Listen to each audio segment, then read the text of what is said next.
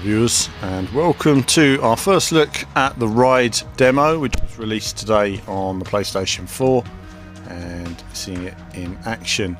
I've not played Ride since last year, and of course here we see the intro screens.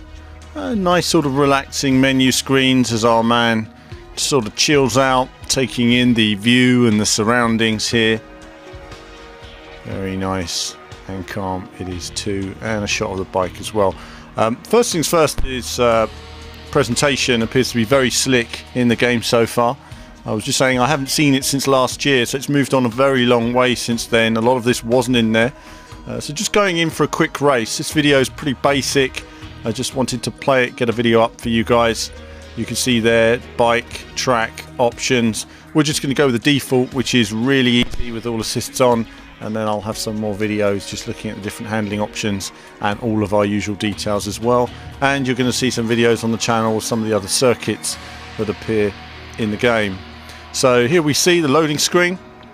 It's all very reminiscent of a sort of a Forza Motorsport and a Gran Turismo really. Loading times are apparently shorter in the final game as well, so one point of note there. I haven't edited out the loading times simply because I wanted to sort of share with you guys just one complete experience on the demo to see how we get on.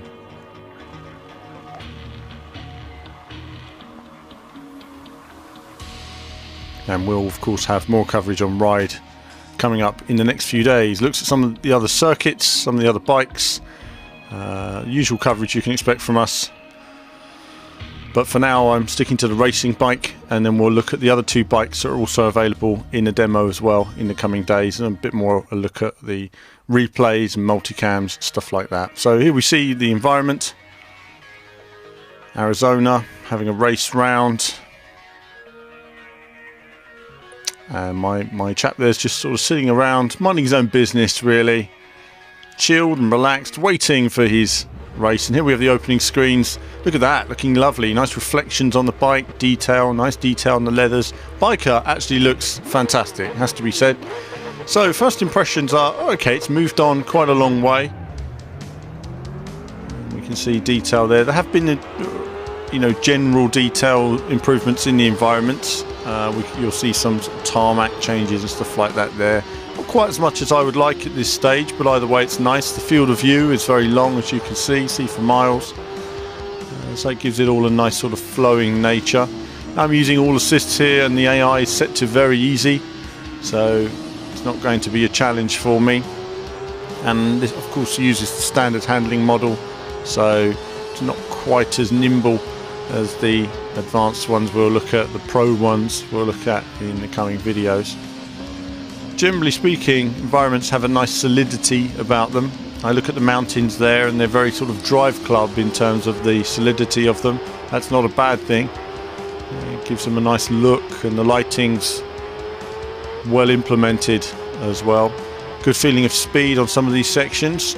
I'm using the behind biker viewpoint. I'm not going to change views in this video. I just wanted to play the demo really and get used to it. I tend to ride from behind the biker on bike games. Why? Because you don't control. I find when you're racing a car game, you become part of the car. When you're racing a bike game, you're not. Your ride is always very separate. I like to see how the bike's behaving. It's a different sort of approach. So I work my way past the field. So the objective of this video really for me was to simply overtake everybody, see what the handling's like, and then just go away and see how fast I could go with this handling model. Obviously to hit all of your apexes and racing lines will take time. The racing line indicator here was reasonably effective.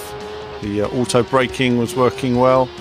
I was braking as well as relying on the auto braking. I find that you still need to lift and be mindful of your control in the corners. Also, you know, not too oversensitive when it comes to corners such as this. You know, it's a long corner. You can find yourself waving about a bit if you don't get it just right, or you try to lean too far in. It's a little bit of practice on these things, but overall control's quite well balanced. It just has an initial understeer like you see there. Just trying to cut the bike back in can be a problem at times. Okay, nice to see the view on sections like this stretching for miles. So visually it's okay. It would be nice if it ran at 60 frames per second, but that's just me as a gaming purist. But as for the mass market, that's not a massive deal. The mountains and all that and the lighting is all very nice, and the biker models are excellent. Biker animation is good as well. Handling, I'm going to analyse further. This wasn't a handling analysis as such, this was just a case of getting it round. I was more concerned about what it's like for a beginner to pick this game up, because it's nice that a lot of you that watch this channel are more experienced racing fans, but the general public can't play games to save their life sometimes when it's stuff like this. As I fly off the bike, I was trying a slightly different approach there, didn't work out for me, so I think I locked my wheel when I was braking, it just went off. It would have hurt if you were the biker then, I have to say, but never mind, it's a video game. I'm back on the bike again. So as I was talking about general public not being that good, and I fly off the bike myself, but there you go. It's always a case of making a game that's approachable, but then when you turn all that off, you need a challenge for the expert gamer or the dedicated biker as well. So we look forward to seeing some of the different environments. If I complete this second lap of 3.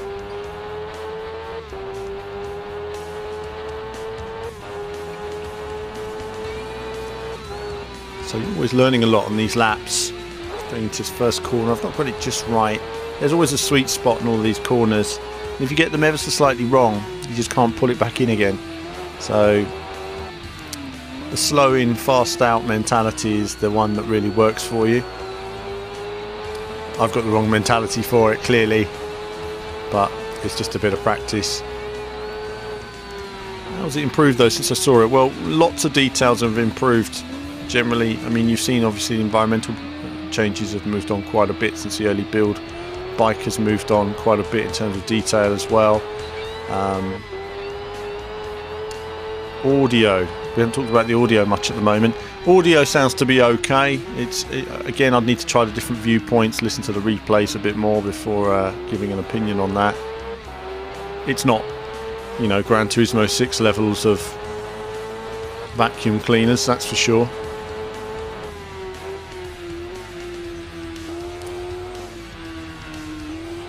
I would still say though that there's always that compression. I just wish there wasn't so much compression. A little bit more distortion would go a long way in audio, has to be said. But that's a personal opinion on how the audio should be recorded. So coming around these final few corners. No crash this time. I learned from the last lap, don't take the corner that way. And for those of you that haven't played many racing games, do a time trial, do some laps. You'll be amazed at just how much you improve with a short space of time.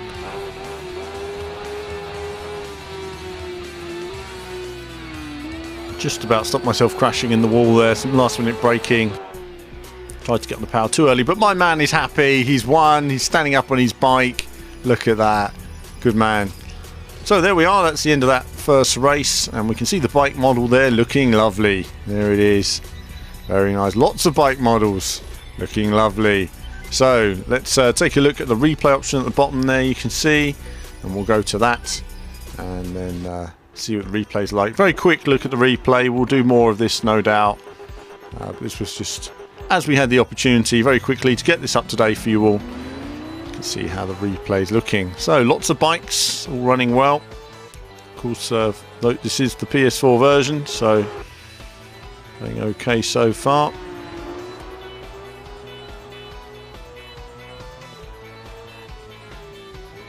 Of course, the easy AI.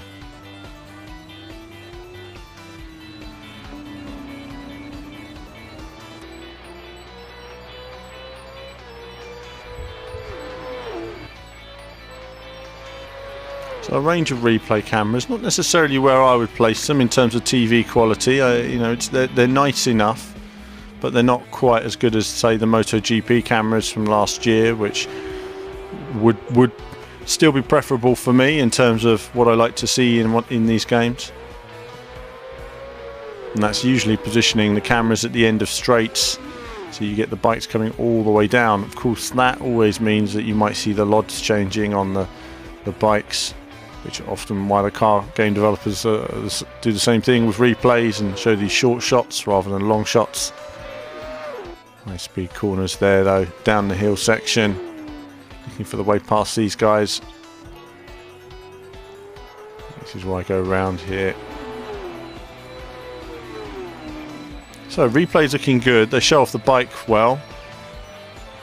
You know, not quite TV replays, bit of jerky camera movement. But, at least we have replays in the game, that's the main thing.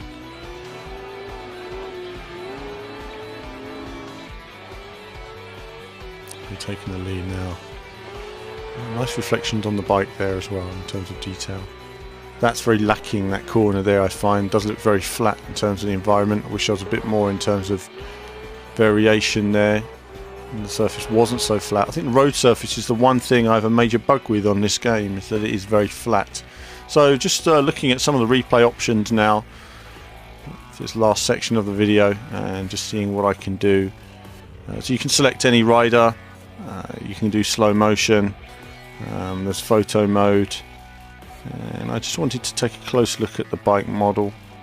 It takes a bit getting used to, because normally you'd use the triggers to do slow motion, whereas on this you use the sticks, which can be a little bit tricky, just holding the stick in exactly the right position. I found it slightly easier with the buttons on, say, MotoGP. But nice detail on the bike, the rider, the tyre. I think in that sense the bike sort of stands out a bit from the background, because the bike is on another level completely in terms of detail compared to the background it's actually racing on. But you can see there all the detail on the bike, chain moving, everything else. Really, really nice detail.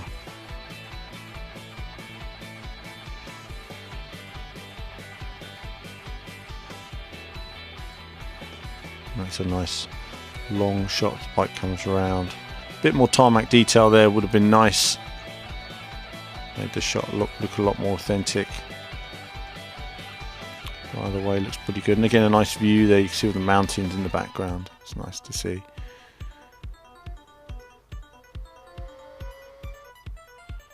And then of course you have your photo mode as well. I haven't mucked about with any of this yet. This is literally doing it for the first time, and I didn't even know what button it was to take the photo. It's X, it seems. So maybe I did take a photo, because I'm sure I pressed X, but we'll wait and see.